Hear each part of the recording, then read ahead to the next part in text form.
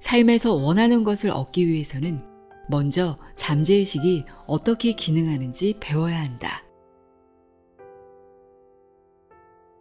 삶의 풍요와 번영을 진정으로 누리는 사람은 마음과 생각, 믿음의 창조력을 알고 있는 사람이다. 핵심은 마음과 생각을 훈련하는 것이다.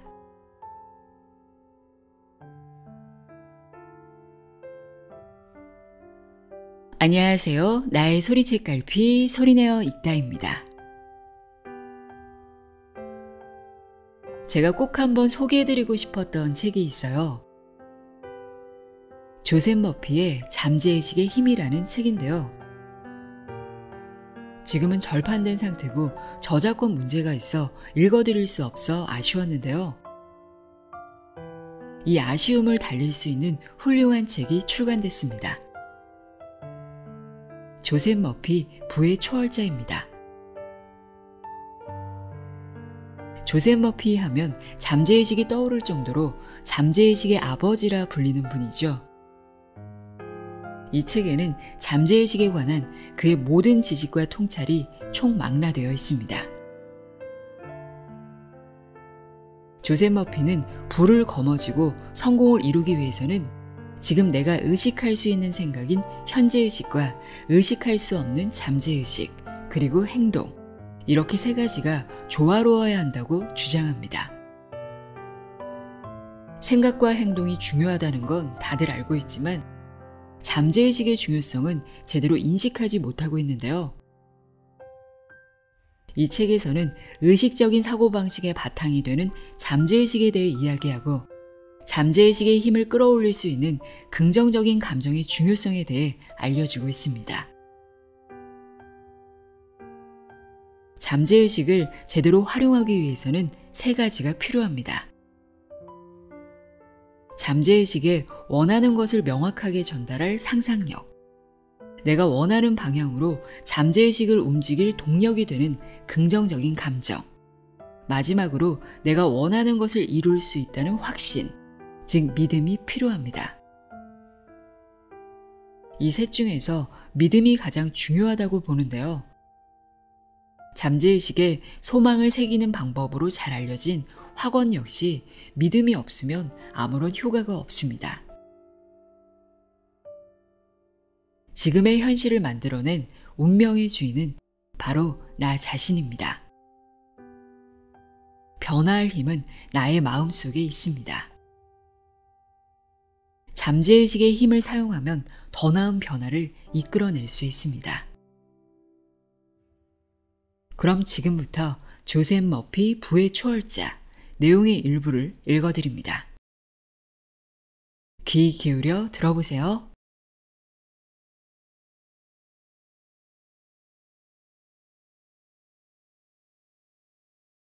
잠재의식에 부의 아이디어를 심어라. 바다를 보세요. 바닷물이 많죠? 부 역시 이와 같습니다. 부를 바닷물이라고 생각한다면 언제나 부를 손에 쥘 수 있을 겁니다. 어떻게 하면 부자가 될 수 있느냐는 질문에 미국의 사상가이자 시인인 랠프 월도 에머슨이 답한 말이다. 부는 끊임없이 흘러들어오고 흘러나가는 조수와 같다. 온 세상과 세상의 보물들, 즉 바다, 공기, 땅, 생명체와 비생명체는 내가 태어날 때 이미 세상에 존재하고 있었다. 부도 마찬가지다. 생각해보면 우리 주변에는 헤아릴 수 없을 만큼의 부가 숨겨져 있다. 자신을 발견하길 기다리고 있을 뿐이다. 마음가짐을 바꿔 부를 들이마시는 공기라고 생각하자. 삶에서 원하는 것을 얻기 위해서는 먼저 잠재의식이 어떻게 기능하는지 배워야 한다.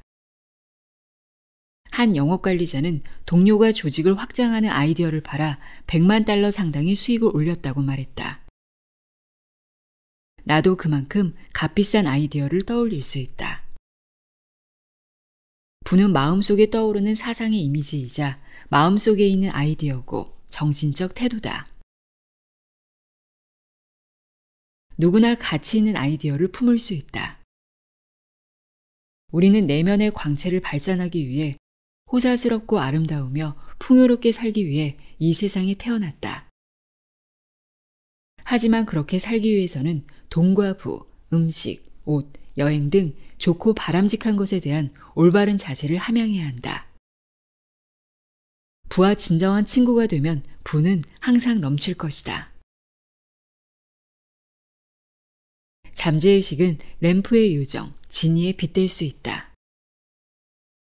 잠재의식은 내가 소망하고 진실이라고 믿는 것을 실현하는 방법을 찾는다. 건강하고 번영하는 삶을 살며 보람찬 인간관계를 맺고 싶다는 소망이 있거나 그러한 축복을 받으리라고 믿으면 정말 그렇게 된다. 반대로 질병이나 빈곤, 외로움을 두려워한다면 병에 걸려 가난하고 쓸쓸하게 사는 운명을 맞이할 것이다. 왜 부자는 더 많은 부를 갖고 가난한 사람은 더 가난해지는가? 많은 사람이 실제로 재물이 많아야만 부유함을 느낄 수 있다고 착각한다.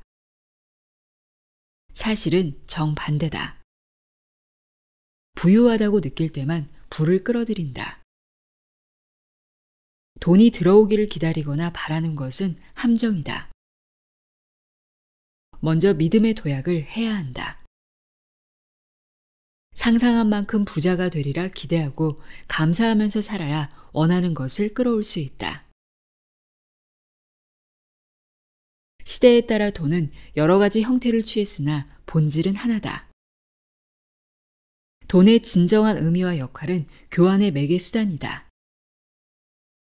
돈은 궁핍으로부터의 자유와 아름다움, 호사, 풍요, 안정감, 세련됨을 의미한다. 우리는 모두 풍요로운 삶을 누릴 자격이 있다. 더 풍성하고 행복하며 경이로운 삶을 살고 싶어 하는 건 지극히 정상적이고 자연스럽다. 세상의 풍요를 누릴 운명과 고난을 겪고 박탈감에 시달리는 운명이 따로 있을까? 당연히 아니다. 운명은 스스로 결정하는 것이다. 진짜라 믿고 받아들이는 것만 내 것이 된다. 내면의 영적인 힘과 존재는 이미지, 느낌, 믿음이 되어 잠재의식에 새긴 의식적인 생각에 따라 일상생활 속 조건과 상황을 조성한다. 삶의 풍요와 번영을 진정으로 누리는 사람은 마음과 생각, 믿음의 창조력을 알고 있는 사람이다. 영적, 정신적, 물질적으로 풍요롭고 번영하며 넘치는 아이디어를 마음속 깊은 곳, 즉 잠재의식에 새기면 객관적인 풍요로움을 경험할 수 있다. 이것이 바로 생명의 원리다. 생명의 원리는 모든 사람에게 적용되고 효력을 발휘하는 진리다. 마음속 깊이 자리 잡은 진심이 담긴 믿음은 경험과 사건, 조건으로 발현된다. 내가 가진 생각의 본질에 따라 경험으로 객관화되는 것이다. 반면 무한한 부를 누릴 자격이 없다는 신념이 나를 지배한다면 운이 따르지 않고 가난하게 살면서 부자가 될 운명은 아니라고 체념해버린다. 이렇듯 신념은 나의 상황과 행동에 반영된다. 이렇게 두 가지 상반된 신념이나 믿음은 현재 우리가 물질적인 풍요로움을 누릴지 아니면 가난하게 살지를 결정하는 제1 요인이다. 풍요로운 생각은 풍요를 낳고 결핍되었다는 생각은 결핍을 낳는다. 그러니 부자는 더욱 부를 갖고 가난한 사람은 더 가난해진다. 지금 손에 쥔 게 없는데 풍요로움과 부를 생각하는 건 쉽지 않은 일이다. 하지만 그렇다고 해서 불가능한 건 아니다. 반드시 부자가 되리라는 믿음을 버리지 않는다면 정말로 부자가 될 것이다. 이러한 사고를 훈련하는 사람은 불을 손에 거머쥘 수밖에 없다. 핵심은 마음과 생각을 훈련하는 것이다. 진실을 간절히 원하고 갈망할 때 마음 훈련이 시작된다. 마음 훈련이란 진심 어린 믿음과 의견, 이상, 열망을 살피고 이해하는 것이다. 그 이상도 이하도 필요하지 않다. 누구든 마음을 훈련할 수 있다. 마음을 새롭게 하고 이전과는 다른 방식으로 사고해야 한다. 돈을 향한 비합리적인 증오를 멈출 때 돈은 나에게 모인다. 돈을 원한다면 돈과 친하게 지내면 된다. 돈과 가깝게 지내면 돈이 부족할 일은 절대로 없다. 돈이 순환하면 시대는 번영한다. 돈을 전 세계 국가의 재정적인 건강을 유지하는 영적인 개념이라고 생각하라. 혈액순환이 잘 돼야 건강하듯 돈이 막힘없이 자유롭게 순환할 때 경제도 건강하다.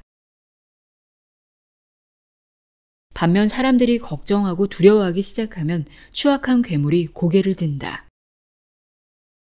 경제 공황이나 불황이 발생하는 것이다. 불황은 심리적인 이유로 발생한다. 자연에는 본래 부족함이 없으며 풍요로움이 차고 넘친다. 매년 열대지방에서 땅에 떨어져 썩는 열매만으로도 전 세계 인구를 먹여 살릴 수 있다. 하지만 자연의 풍요로움을 남용하고 적재적소에 분배하는 데 실패했기 때문에 물질적인 결핍이 발생한다. 세상에 존재하는 유일한 악은 무지이고 무지의 결과는 고통일 수밖에 없다. 금, 백금, 은, 니켈 또는 구리를 악으로 보는 건 어리석은 일이다. 어처구니 없고 기이하며 우매한 생각이다. 돈도 마찬가지다. 한 물질과 다른 물질을 구분하는 것은 원자 핵을 중심으로 회전하는 전자의 운동수와 속도일 뿐이다. 여기엔 어떤 가치 판단도 필요하지 않다.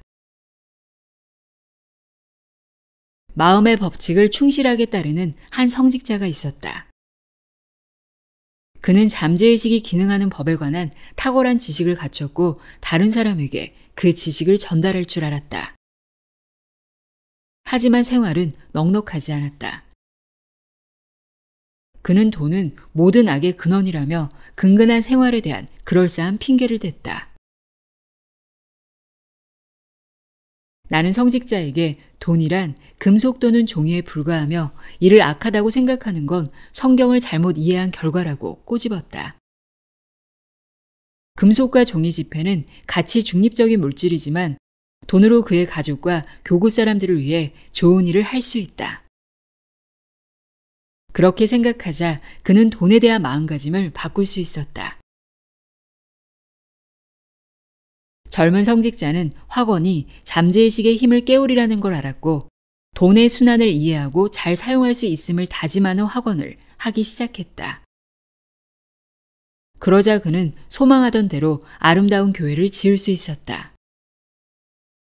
신도들이 힘을 모아준 것이다. 그 역시 라디오 프로그램을 진행하면서 필요한 돈을 마련했다. 그는 더 이상 돈을 비판하지 않는다. 돈을 안 좋게 이야기하면 돈은 날개를 달고 날아가 버린다. 내가 원하는 것을 비판하지 말자. 반면 돈만 있으면 아무것도 중요하지 않아 라고 말하면서 돈만을 좇는 것도 경계해야 한다. 돈은 세상을 살아가는데 절대적으로 중요한 것이 아니고 인생을 살아가는 유일한 목적도 아니다. 돈을 인생의 유일한 목표로 두는 건 실수이자 잘못된 선택이다. 돈만 바라보면 균형이 무너지고 한쪽으로 치우친 삶을 산다. 우리는 균형 잡힌 삶을 영위하기 위해 태어났다. 돈뿐만 아니라 삶의 모든 방면에서 평화와 조화가 깃들길 소망한다. 그러니 대담하게 아름다움을 누리며 앞길을 인도해달라고, 사랑과 기쁨을 온전히 누리게 해달라고 잠재의식에 요구해야 한다. 세상에 용기와 믿음, 사랑, 선의, 기쁨이 없다면 어찌 살아가겠는가?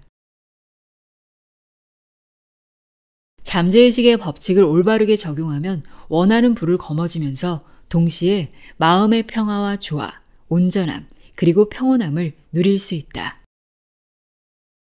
지식과 철학을 건설적으로 사용하는 것처럼 자신의 능력에는 한계가 없다는 생각이나 믿음을 잠재의식에 각인해 스스로를 쇠뇌할 수도 있다. 잠재의식을 현명하고 분별력 있게 건설적으로 사용함으로써 좋은 일을 할 수도 있다. 이는 자연을 사용하는 방식과 마찬가지다. 우리는 타인에게 베풀기 위해 이 세상에 태어났다. 우리는 숨어있는 재능을 표출해 인생에서 내가 있어야 할 자리를 찾는다. 살아가는 동안 이상, 꿈, 열매, 생명, 사랑, 진실을 위해 끈질기고 쉴 새 없이 노력한다. 이 과정에서 우리가 얻는 모든 것은 결국 세상에 갚아야 할 어마어마한 빚이다. 다른 사람들의 성장과 행복, 성공에 이바지하는 기쁨을 경험해보자. 가정의 행복을 넘어 세상의 행복에 이바지하자. 이것이 우리가 태어난 이유다. 잠재의식에 부의 개념을 심는 4단계. 지금부터 내가 소개하는 방법은 부를 거머쥐는 열쇠다. 이를 따르면 평생 부를 갈망하지 않으면서도 풍족하게 살 수 있다. 1단계, 부는 무한하게 샘솟는 것임을 이해하라. 생명이 왜 우주와 은하, 하늘의 별, 땅, 산, 호수, 바다와 그 안에 사는 동식물, 그들이 숨쉬는 공기 등 보이는 것과 보이지 않는 것을 모두 포함한 자연의 힘의 근원이 되는지 곰곰이 생각해보자. 생명의 원리가 나에게 생명을 부여했기에 생명의 원리가 담긴 힘과 자질, 속성도 내 안에 살아있다. 사랑이란 내 안에 살아있는 존재이자 생명의 원리인 만물의 근원에 충성하고 신의를 지키는 것이다. 내가 보고 알고 있는 모든 것은 생명의 원리에서 나왔음을 이해하는 게 첫 단계다.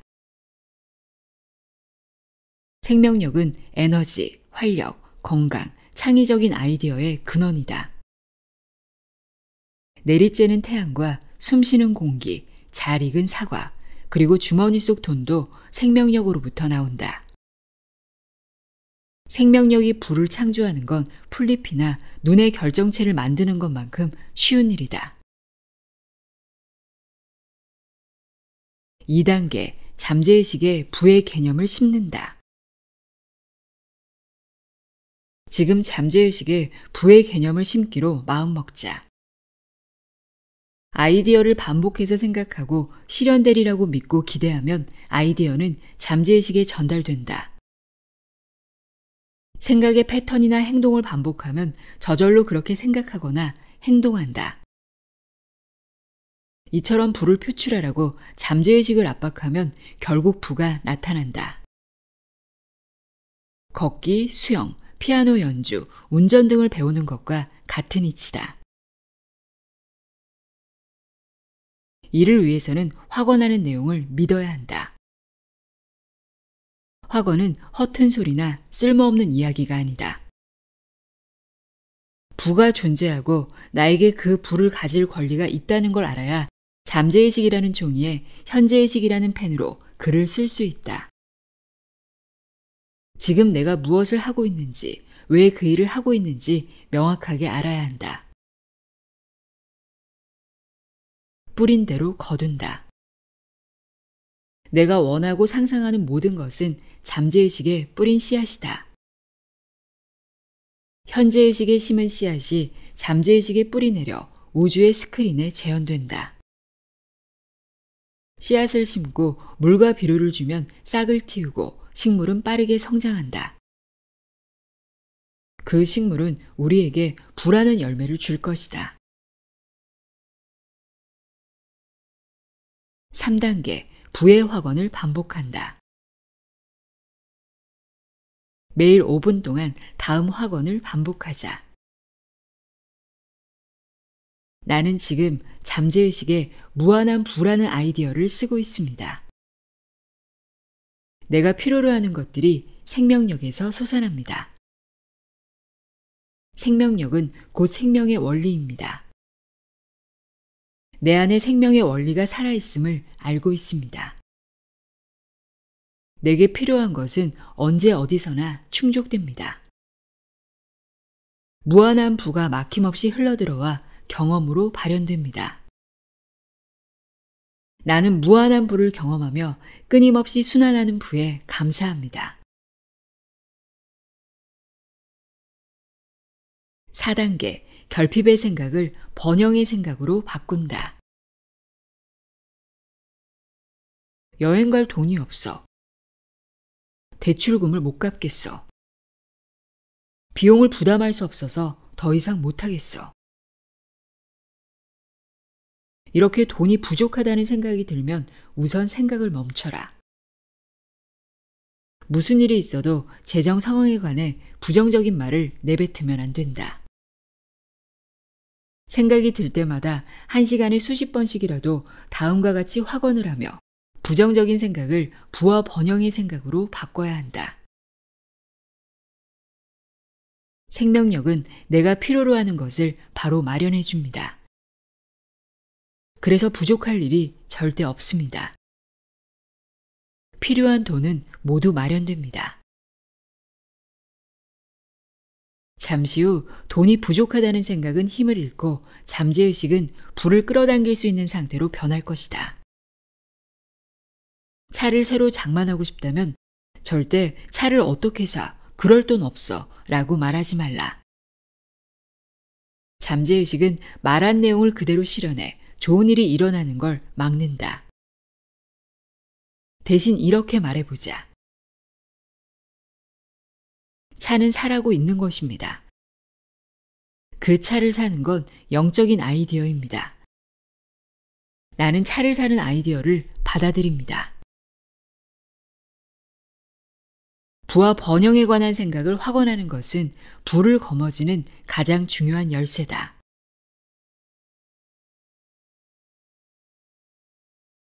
부정적인 말을 바꾸는 것만으로 잠재의식의 힘을 사용할 수 있다.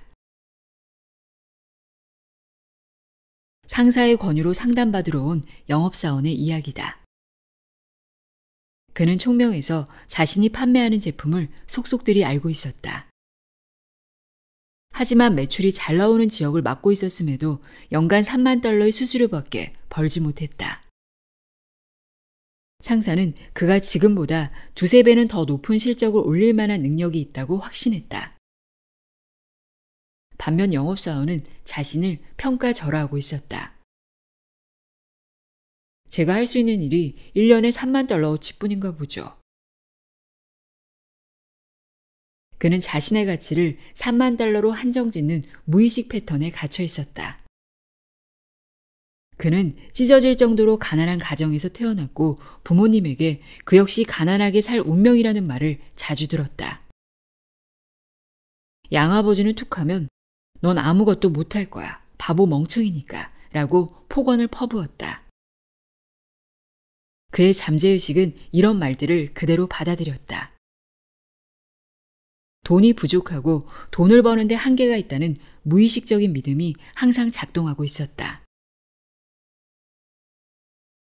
나는 영업사원에게 잠재의식을 변화시키고 나아가 삶을 변화시킬 수 있는 앞서 소개한 4단계 공식을 알려주었다.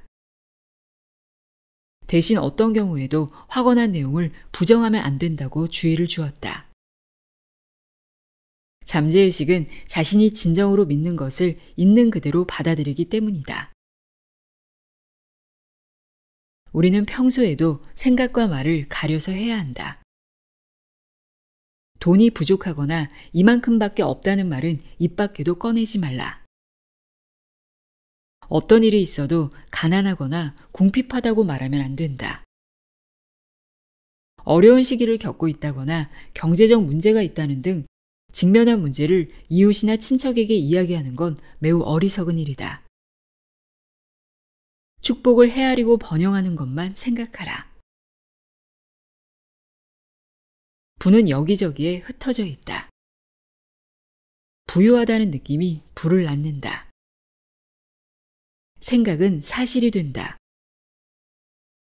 돈이 부족하다는 생각은 나 자신을 빈곤하게 만들 뿐이다. 마음 놓고 돈을 쓰고 기쁜 마음으로 돈을 풀어라. 무한한 부는 눈사태처럼 쏟아질 것이다. 이는 습관적인 사고와 잠재의식의 이미지를 반영한 결과물이다. 이런 마음가짐을 습관화하면 눈에 보이지 않는 부의 법칙이 눈에 보이는 부를 만들어낸다. 나의 조언을 따라 그는 매일 아침 출근 전에 자신의 한계를 넓히는 성공학원을 되뇌었다. 이 젊은이를 다시 만났을 때 그는 완전히 다른 사람이 되어 있었다. 단순한 진리를 터득했기 때문이다. 저 자신의 가치를 높이는 법을 배웠어요. 지금의 삶에 감사해요. 멋진 일들이 생겼거든요. 올해 15만 달러의 수입을 올렸어요. 연봉이 작년보다 5배나 뛰었다니까요. 지난주에는 상사에게 승진 대상자에 뽑혔다는 이야기도 들었어요. 부는 일종의 아이디어다. 내 주변에 있는 사물들은 아이디어가 바깥 세계에 드러난 결과물이다. 잠재의식에 새겨진 아이디어 역시 무엇이든 외부로 표출되도록 설계되어 있다. 잠재의식의 힘은 내 안에 있으며 누구나 그 힘을 사용할 수 있다.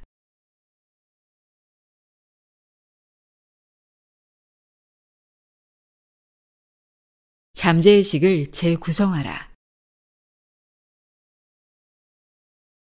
잠재의식의 힘이 부를 창조하는 원리를 이해하려면 일단 잠재의식이 기능하는 방식을 주의 깊게 살펴봐야 한다. 최면에 걸렸다고 상상해보자. 최면에 걸린 상태에서 현재의식은 잠시 기능하는 걸 멈춘다. 한편 잠재의식은 암시를 받아들인다. 최면술사가 당신은 대통령입니다. 라고 최면을 걸면 잠재의식은 이를 진짜라고 받아들인다. 잠재의식은 현재의식처럼 판단 능력이 없다. 두 가지 주장 중 하나를 선택하거나 그 둘의 차이점을 구분하는 등의 판단을 내리지 못한다. 말하는 사람에게 중요하다거나 위험이 있다는 인상을 받으면 그 말을 그대로 받아들인다. 최면이 걸린 상태에서 누가 나에게 물 한 잔을 주면서 술에 취했다고 말한다면 주정뱅이인 척 최선을 다해 연기할 것이다. 풀 알레르기가 있다고 최면을 걸고 코 밑에 증류수를 갖다 대면서 풀이라고 말하면 온갖 알레르기 증상이 발현한다. 물이 풀인 것처럼 몸과 마음이 반응하는 것이다. 만약 나에게 궁핍하다고 말하면 지나가는 사람에게 돈을 구걸하는 거지처럼 행동할 것이다. 동상이나 개, 군인, 수영선수라고 암시를 내리면 그 내용을 충실히 따라 정말 자신이 그런 존재라고 믿을 뿐더러 인식의 범위도 그에 맞춰 바뀐다. 잠재의식은 두 가지 아이디어 중 더 지배적인 아이디어를 받아들인다는 것을 명심하라. 잠재의식은 전제가 진실인지 거짓인지와 관계없이 신념을 고지곳대로 받아들인다. 내가 뱉고 있는 말이 다 부정적이라면? 많은 사람이 어릴 적에 프로그래밍된 부정적인 사고 패턴 때문에 고통을 받는다. 꿈이 지나치게 원대하다든가 돈은 모든 악의 근원이다 라는 말을 들었을지도 모른다. 너는 그거 못해 라는 말을 자주 들어 자기 패배적인 태도가 생겼을 수도 있다. 사람 구실이나 할지 모르겠다라는 이야기를 들으며 자라서 열등감에 시달리는 경우도 있다. 이처럼 어렸을 때부터 우리 대부분은 부정적으로 생각하고 느끼도록 조건화되었다. 부정적인 암시를 거부하거나 거스르는 법도 모른 채 무의식적으로 부정적인 암시를 받아들여왔다. 이러한 잘못된 믿음은 잠재의식으로 전달되어 일상적인 경험으로 표출된다. 평소에 다음과 같은 말들을 하지 않는지 되돌아보자. 그렇게 하면 망할 거야. 그럴 기회가 없었지. 모두 내 잘못이야. 어디에다 쓰려고 그래? 아무리 똑똑해도 인맥이 없으면 말짱 헛것이지. 해봤자 무슨 소용이 있겠어? 내가 하는 일은 아무도 신경 안 써. 노력해봤자지. 나이가 들었나 봐. 기억이 잘 안 나네. 상황이 점점 안 좋아지는군. 인생은 끝없는 고통이야. 사랑이 밥 먹여주니? 어차피 못 이기는 싸움이야. 곧 길거리에 나앉는 거 아니야? 조심해. 그렇게 하다 다쳐. 어린 시절이나 청소년기에 부정적인 타자 암시로 고통받았던 경험은 흔하다. 부모님, 친구, 친척, 교사, 동료 등 부정적인 암시를 주는 사람들은 쉽게 떠올릴 수 있다. 그리고 그러한 암시는 내 생각에 영향을 미친다. 여태까지 들은 말을 곰곰이 생각해보자. 부정적인 암시는 가정, 학교, 직장에서 흔하게 찾아볼 수 있다. 그중 대부분은 일종의 선전으로 나를 통제하거나 나에게 두려움을 주려는 목적이다. 사회적으로도 부정적인 암시는 만연해 있다. 매일 신문에서는 허무함, 두려움, 걱정, 불안을 조성하며 곧 재앙이 닥칠 것이라는 어조의 기사가 쏟아진다. 그렇게 되리라고 인정해버리면 두려움이 엄습하고 기운이 빠져 의욕이 사라진다. 타인의 부정적인 암시를 주의하라. 파괴적이고 부정적인 암시에 영향을 받을 필요가 없다. 이런 부정적인 암시를 받아들이는 건 잠재의식을 부정적인 방향으로 길들이는 것이다. 잠재의식을 부정적으로 길들이면 열등감이나 부적절함, 공포 또는 불안을 느끼거나 이유 없는 통증에 시달릴 위험이 크다. 이미 그런 감정을 느끼거나 아픔을 느꼈을 수도 있다. 하지만 잠재의식에 건설적인 내용의 자기 암시를 걸어 부정적인 암시를 거부할 수 있다. 이 사실을 아는 것만으로도 파괴적인 생각에 대항할 수 있다. 성인이 되어 재조건화 기법을 통해 잠재의식을 건설적으로 재구성하지 않으면 과거 잠재의식에 새겨진 부정적인 인상 때문에 일상생활과 사회생활에 불편을 겪을 수 있다. 부정적인 사고로 인해 일이 잘 풀리지 않을 땐 잠재의식을 긍정적 믿음으로 재구성하면 된다. 잠재의식을 재구성하는 것은 곧 삶의 패턴을 왜곡하고 생산적인 사고와 믿음을 막는 부정적인 언어로부터 자유로워지는 것을 뜻한다. 긍정적인 사고 패턴으로 잠재의식을 재조건화하라. 누구에게나 부정적인 암시를 거부하고 부정적인 사고 패턴을 긍정적인 사고 패턴으로 바꿀 능력이 있다. 찰스라는 사람이 있었다. 사람들은 그를 재미없는 사람 또는 성격이 급한 사람이라고 치부해버렸고 어떤 일에든 재능이 부족하다는 이야기를 자주 했다. 그 결과 찰스는 늘 뚱했고 심술을 부렸다. 이 문제를 해결할 수 있는 방법이 있었다. 아침과 오후 잠들기 전에 자리에 앉아 긍정적이고 유쾌한 사람이 되는 확언을 하는 것이다. 찰스는 자신이 가졌으면 하는 자질을 잠재의식에 새김으로써 마음을 재구성하며 새로운 방향으로 조정할 수 있었다. 잠재의식은 외부에서 어떤 내용을 실현하라고 압박하면 실제로 실현하는 특성이 있다. 찰스는 친절하고 다정하며 선의를 실천하는 사람이 되게 해달라고 잠재의식에 명했다. 확언을 진정으로 받아들이고 되풀이하면 잠재의식에 인상을 남길 수 있다. 잠재의식에 새긴 내용은 어떠한 형태로든 경험이나 사건으로 외부 세계에 나타나거나 기능한다. 찰스처럼 우리도 잠재의식을 재구성할 수 있다. 매일 아침 마음을 가라앉히고 앉아 다음과 같이 확언하자.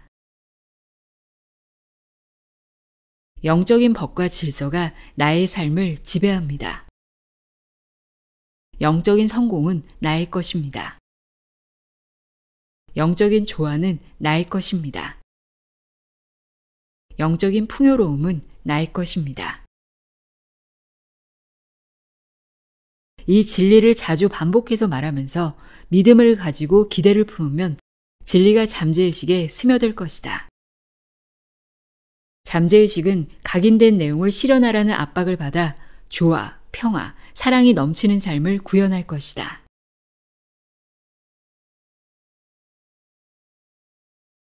두려움은 어떻게 나에게 영향을 미치는가? 끊임없는 불안과 두려움, 공포에 사로잡혀 사는 사람이 많다. 이런 부정적인 감정들은 잠재의식이 기능하는데 역효과를 불러일으킨다. 살면서 어떤 일이 실제로 일어나리라 생각하면 걱정이 되거나 두려워진다. 이럴 때 잠재의식에는 부정적인 이미지가 심어진다. 부정적인 감정에 사로잡혀 사는 건 아주 위험하다. 만병의 근원이 스트레스라는 말처럼 걱정과 두려움은 건강을 악화시키기도 하기 때문이다. 통증혁명의 저자인 존 사노 박사는 자신의 환자 중 약 80%가 긴장성 근육 통증 증후군 TMS에 시달리는 걸 발견했다. 긴장성 근육 통증 증후군은 감정적 또는 심리적 스트레스로 인해 근육 조직에 염증이 생기는 질환이다. 사노 박사의 이론에 따르면 잠재의식은 고통스럽고 억압된 감정으로부터 주의를 돌리기 위해 신체의 특정 부위에 혈류를 감소시켜 환자가 감정 대신 고통에 집중하도록 만든다. 고통을 느끼는 부위는 환자마다 달랐다. 사노 박사는 확언 기법 등 마음을 차분하게 하는 방법들을 처방했다. 그러자 환자의 80%가 통증이 사라졌다고 답했다. 비슷한 원리로 두려움과 걱정은 불을 쌓는 능력에도 부정적인 영향을 미친다. 예를 들어 주식 투자자들은 손실 회피성 때문에 더 크게 손해를 보기도 한다. 하락장에서 손해를 피하려다가 최악의 시점에 주식을 매도한다. 두렵거나 걱정될수록 위험을 회피하고 싶어지기 때문이다. 위험을 회피하려는 태도는 새로운 사업, 막중한 책임을 요하는 직위, 뛰어난 발명품 혹은 벤처 사업 투자를 막는다. 우리가 해야 할 일은 세계적으로 부유하고 성공한 사람들의 삶을 살펴보는 것이다. 그들의 생애를 찬찬히 살펴보면 대다수가 큰 위험을 감수하는 낙관주의자들이라는 것을 알 수 있다. 마음속 생각이 현실로 드러날 때 마음이나 잠재의식이 품은 생각은 그 사람이 어떤 사람인지를 보여준다. 한마디로 사람은 마음이나 잠재의식이 품은 생각대로 행동하고 경험하며 표현한다는 뜻이다. 이게 바로 잠재의식의 법칙이다. 여기서 말하는 생각은 머리로 하는 생각이 아닌 가슴으로 하는 생각, 즉 잠재의식이 진실하다고 믿는 생각이다. 잠재의식에 새긴 내용은 외부 세계로 표출된다. 현재의식과 잠재의식이 결합하면 의식이 된다.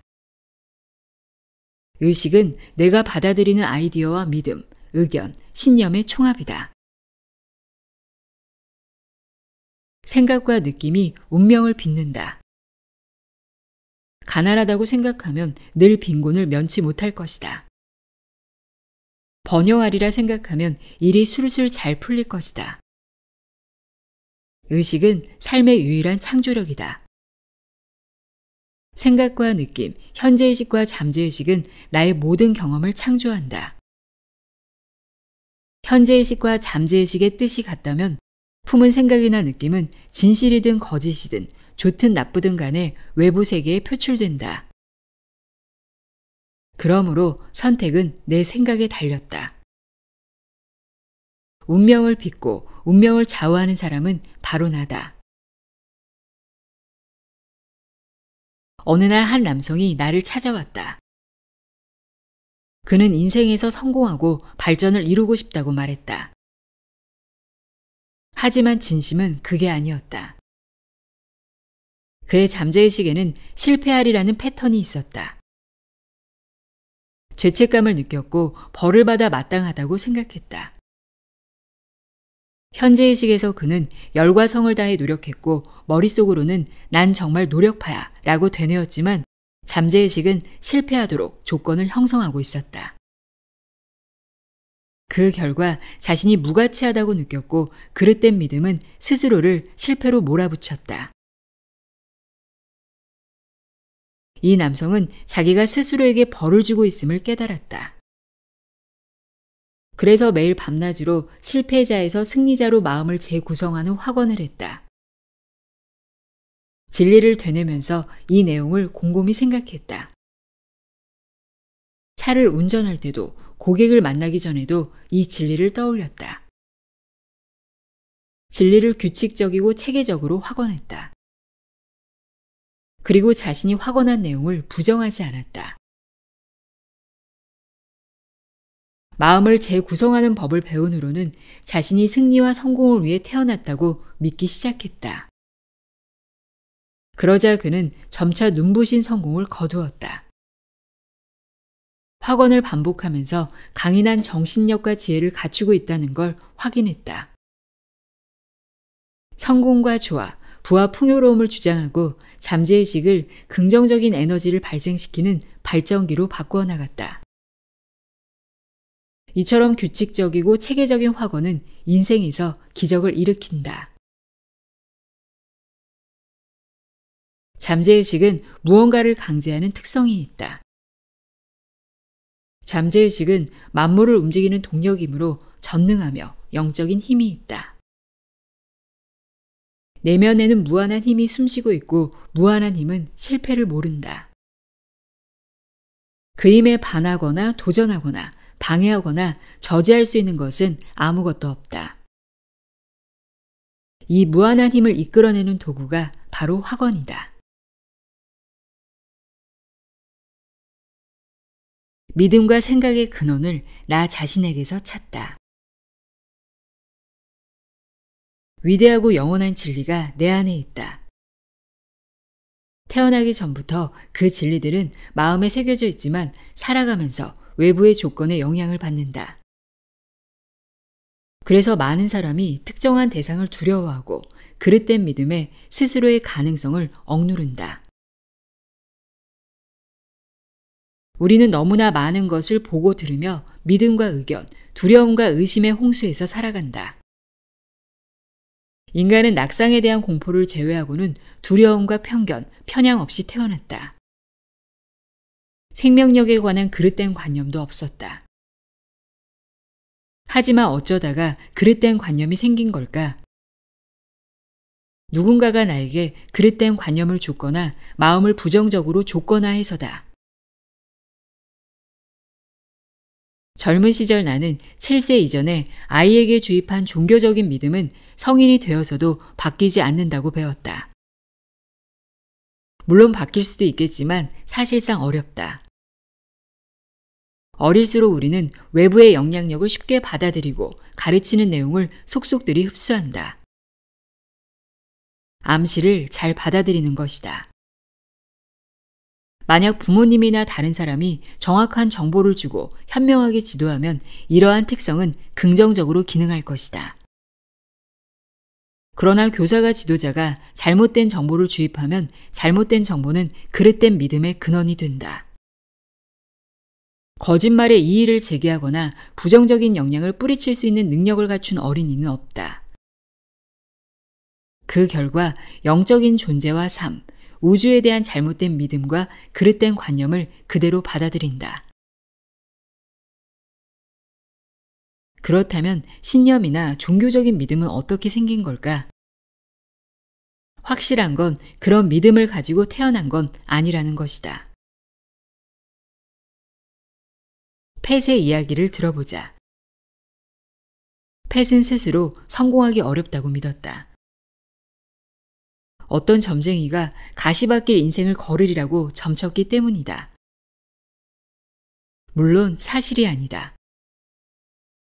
영적 존재는 만물의 영이자 에너지 물질로 그 사람의 생각만이 영적 존재를 긍정하거나 부정할 수 있다. 그러니 펫은 점쟁이의 거짓말을 진실이라고 받아들이거나 거부할 힘이 있었다. 하지만 거짓말을 받아들이면 현실도 거짓말대로 된다. 자기 충족적 예언인 것이다. 그가 만약 성공하지 못했다면 그 이유는 거짓말을 믿어서일 뿐이다. 만약 그릇된 믿음을 거부하고 정반대로 생각한다면 그는 성공하고 그에 상응하는 보상을 받을 것이다. 잠재의식의 가정, 믿음, 신념은 현재의식의 생각, 행동을 좌우하고 통제한다. 펫이 점쟁이의 거짓말을 진짜로 받아들이면 그릇된 믿음에 불을 붙이는 꼴이다. 거짓말을 믿어서 일이 잘 안 풀리는 것인데도 사람들은 누군가가 자기가 잘 되는 걸 방해하고 운이 안 좋았으며 징크스가 따라다닌다고 생각한다. 거짓말을 믿으면 거짓말은 곧 법칙이 된다. 자기 자신이 만들어낸 법칙은 생각과 행동을 지배하고 궁극적으로 미래를 결정한다.